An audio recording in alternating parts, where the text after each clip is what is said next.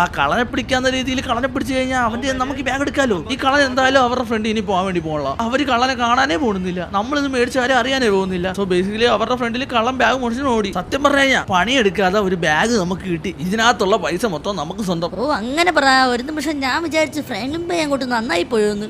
Okay ഇനി അധികം നേരം നമുക്ക് ഇവിടെ ചുറ്റിപ്പറ്റി നിൽക്കണ്ട. നൈസായിട്ട് ഈ സ്ഥലത്ത് സ്കൂട്ടാവാം. വാടാ വീട്ടിൽ പോയിട്ട് ഇതിനകത്ത് എന്താ ഉള്ളത് നോക്കട്ടെ. എവിടെ അവന്മാരിത് ഇത് വഴി വരാൻ പറ്റാത്ത കാരണം അപ്പോഴേക്ക് കറങ്ങി വരുമായിരിക്കും. എനിക്കറിയില്ല മാരെ കണ്ട. ജാനെ നിന്റെ മോഷണ സ്കില്ലുകൾ കുറച്ച് കൂട്ടാനുണ്ട്, കുറെ മോഷണ കലകൾ നിനക്ക് ഞാൻ പഠിപ്പിച്ചു തരാം. എനിക്കും ഞാൻ വേണമെങ്കിൽ ഒരു ചേച്ചിയുടെ ബാഗ് കടിച്ചു പറിച്ചോണ്ട് ഓടിയാലോ. ആ ഐഡിയ കൊള്ളാലോ. സമയമാവട്ടെ ഞാൻ പറയാം. ഞാൻ നന്നായെന്ന് വിചാരിച്ചോ? No way. അതോട് ഇവിടെ നിന്ന് മാറിയിട്ട് നൈസായിട്ട് വീട്ടിൽ പോയിട്ട് ഇതിലെന്തോ ഉള്ളതെന്ന് നോക്കാം. കാനൊക്കെ കണ്ടിട്ട് കാര്യമായിട്ട് എന്തോ ഉണ്ടെന്നാ തോന്നണത്.